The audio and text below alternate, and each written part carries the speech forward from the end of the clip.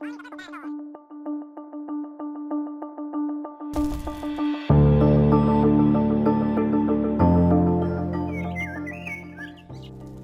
หัวใจของการอนุรักษ์ธรรมชาติแมนคน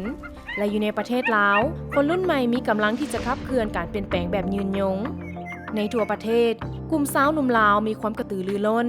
มีพลังและมีความตั้งใจ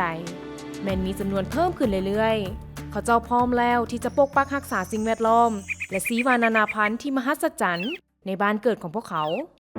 แนวใดก็ตามโอกาสที่จะได้ศึกษาฝึกฝนหรือซอกประสบการณ์ทางด้านการอนุรักษ์ธรรมชาติมันยังมีจำกัดการเข้าถึงการฝึกงานการช่วยเหลือทางด้านการเงินหรือเครือข่ายวิชาชีพมันยังเป็นสิ่งท้าทายสำหรับสาวหนุ่มในทางกลับกัน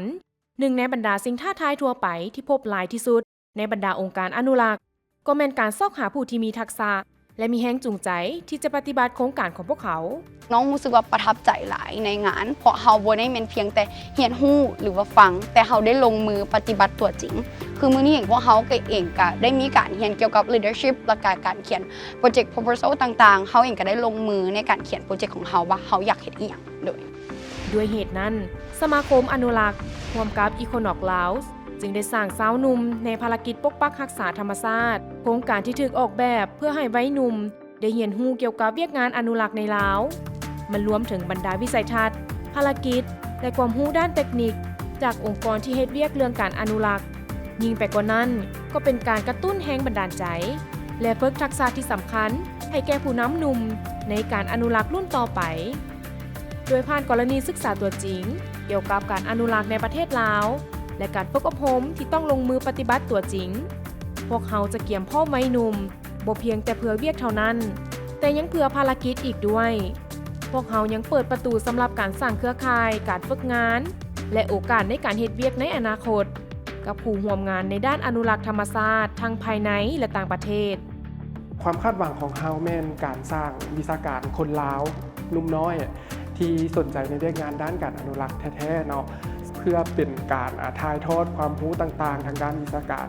ให้คนลาวเขาเองแล้วก็เป็นเจ้าของทรัพย์สินทางด้านธรรมชาติเนาะของบ้านเฮาให้กับเจ้าเป็นกระบอกเสียงและก็เผยแพร่ต่อให้กับประชาชนคนลาวซึ่งตัวนี้ก็เป็นหัวใจสำคัญเพราะว่าการปกป้องสิ่งใดหนึ่งต้องเริ่มจากคนที่เป็นเจ้าของมันก็จะยิ่งเพิ่มคุณค่าและการเฮ็ดให้คนที่เบิ่งเข้ามาเห็นได้ว่าเรียกงานการอนุรักษ์บ่เฉพาะเป็นเวียกของผู้ใดผู้หนึ่งแต่ว่าเป็นเวียกของทุกคนนี่มันหลายกว่าโครงการฝึกอบรมมันเป็นตัวกระตุ้นความอาจสามารถของวัยหนุ่มลาวเสริมสร้างอนาคตของประเทศและปกปักรักษาธรรมชาติบ่ว่าบ่รักษาแล้วบ่มีการเคลื่อนไหวอีหยังเลยบ่ลืมมันก็จะสูญพันธุ์แหละระบบนิเวศสิ่งแวดล้อมของเราก็จะค่อยๆทรุดโทรมลงเรื่อยๆ I just want to address also the young generation. You really give me hope for the future. So thank you again, and I really hope that you will have an amazing future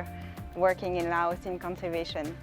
ขอบใจหลายๆอนาคตแม่นอยู่ในมือของพวกเขามอบเครื่องมือความมั่นใจแรงบันดาลใจและโอกาสให้แก่วัยหนุ่มเพื่อที่จะนำพาการเปลี่ยนแปลงอันยืนยงสาวหนุ่มในภารกิจปกปักรักษาธรรมชาติสร้างแรงบันดาลใจให้คนรุ่นใหม่เพื่อปกปักรักษาธรรมชาติ